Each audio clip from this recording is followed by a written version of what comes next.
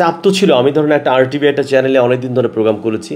তো একসময় ওই টেলিভিশনের যে প্রডিউসার মিস্টার বেলায়েত তার নাম, সে আমাকে বলল, স্যার ডিজিএফএ থেকে বলা হয়েছে আপনি যেন প্রোগ্রামে না আসেন, লিস্টে আছে।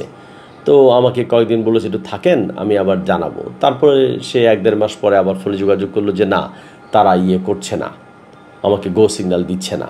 কাজে তারপর থেকে আমি তো নির্বাচন আগে থেকেই ওই প্রোগ্রাম থেকে কিন্তু আমাকে বিযুক্ত করে রাখা হয়েছে, এবং তারপরে আমি আর কোনো টিভিতে যুক্তও হইনি। এখন আমি সেমিনার সিম্পোজিয়াম এইগুলাতেই আসলে কথা বলি আসলে।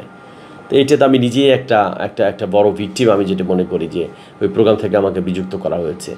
এবং আমি দেখেছি ওই প্রোগ্রামগুলোতে আমি যেহেতু একটু নিউট্রাল থাকার চেষ্টা করতাম, অ্যাঙ্করের দায়িত্ব যেটা তা, তো সেইখানে একটু এক ধরনের যারা থাকে পেছনে প্রডিউসাররা বলতো যে স্যার মানে এটা আওয়ামী লীগ যে কেন যেন জেতানো যায়, আসলে যেসব স্পিকার আসবে আওয়ামী লীগ যেন জিততে পারে তাহলে ভালো হয়, বিএনপি জিতে গেলে ওদের টিভির উপরে চাপ আসে। এটা ডিজিএফএ থেকে আসে যারা আনে কিনা, কিন্তু ও আমাকে এটা বলতো। ইভেন মালিকের চাপও থাকতো, ওই আরটিভির যারা মালিক তারাও প্রডিউসারকে চাপ দিতে বলে প্রডিউসার আমাকে বলতো যে স্যার আজকে আপনার উপর খেপে গেছে, কেন আপনি নিজে এই কথাগুলো আবার বলতে গেলেন। অনেক সময় থাকে না যে আওয়ামী লীগ একটা মিথ্যা ক্লেম করছে কিংবা বিএনপিও ক্লেম করছে, আমি ওটাকে চ্যালেঞ্জ করতাম। সাংবাদিকের কাজই তাই, যে এই তথ্য কি ঠিক আছে কিনা। তো এইটা করতে গেলে বলছে না, মালিকরা ওইভাবে অতটা পছন্দ করে না। মানে মালিকরা এমন অ্যাঙ্কর চায় সে শুধু ডান দিকে আর বাম দিকে তাকাবে আর শুনবে, নিজে কিছু কথাবার্তা কিছু বলবে না। এবং আমি দেখেছি রুমিন ফারহানা আপাকে যদি এক্সাম্পল দিই, তার সঙ্গে আওয়ামী লীগের 3 জন এমপি কথা বলে যুক্তি দিয়ে পারে না, আপাতত এভিডেন্স বেস কথা বলে। তখন অ্যাঙ্করের দায়িত্ব তো তারা আওয়ামী লীগকে জেতানোর জন্য, আওয়ামী লীগের বক্তাদেরকেই তাদের কথা দিয়ে জিততে হবে।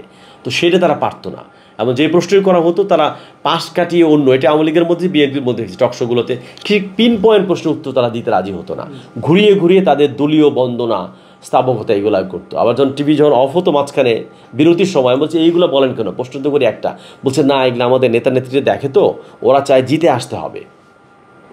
ওদের নেতা নেত্রীরা বলে দেয় যেইভাবেই হোক, গায়ের জোর হোক, যে কোনো ফলে কথাবার্তা বলে তোমাকে জিতে আসতে হবে, না হলে তোমার টিভিতে যাওয়ার দরকার নাই। এইটা নিজে আমি একটা ভিক্টিমাইজ, যে আমি কিন্তু প্রায় নির্বাচন কতদিন হয়ে গেছে, এটা 1 বছর নিশ্চয়ই, তার আগে থেকে আমি কিন্তু টকশো থেকে আরটিভি থেকে আমাকে বন্ধ রাখা হয়েছে, অফ করা হয়েছে। এটা কয়েকদিন এশিয়ান টিভিতে প্রোগ্রাম ছিল, সেখানেও বলা হচ্ছে ডিজিএফএ থেকে অফ করা হয়েছে।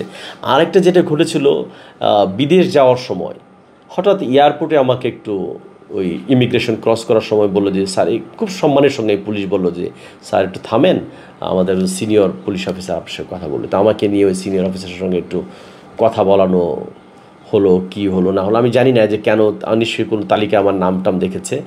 তারপরে তার 10-12 মিনিট পরে একটু কথাবার্তা বলে ঠিক আছে স্যার, এইবার আপনি যেতে পারেন।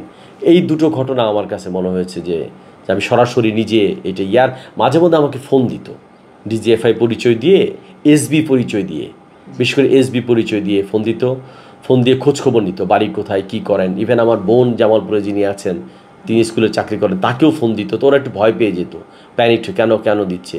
আমাদের গ্রামের দাদা বাড়ি, সেখানেও গিয়ে তারা ফোন দিত। প্রায় ফোনে নানান জায়গা থেকে তথ্য নিত। অন্য মানুষকেও আমার কথা জিজ্ঞেস করতো, তারা আবার আমাকে বলছে যে আপনার সম্পর্কে এইসব জানতে চাচ্ছে। তো সেটা বুঝি যে আমি একটা নজরদারির মধ্যে হয়তো ছিলাম, যে কারণে এয়ারপোর্ট বলি কিংবা আরটিভি বলি, সেগুলো নিজে আমি ওইটুকু মধ্যে আমাকে রাখা হয়েছিল, চাপে আছেন, নজরের মধ্যে আছেন। আপনি হয়তো সরকারের এগেনস্টে একটু কথা বলছেন। আমি যেহেতু আবার যে হিন্দুদের অধিকার নিয়ে কথা বলি, বৌদ্ধদের অধিকার নিয়ে কথা বলি, একটু পাহাড়ে আদিবাসীদের অধিকার নিয়ে কাজ করি, এইটা হয়তো অনেক গ্রুপ এটাকে চায় না, তাদের দিক থেকেও ওইভাবে ফোনে এক ধরনের চাপ তৈরি করা হতো। খুব যে বাজেভাবে কিছু করতো আমাকে এরকম না, কিন্তু ফোনগুলোর মধ্যে বোঝা যেত যে এক ধরনের সতর্ক রাখার চেষ্টা, আসলে সেটা আমি নিজেই ভিকটিম, আসলে সেটা করা হতো। সে নামগুলোর অনেক নাম্বারে আমি সেভ করে রেখেছি।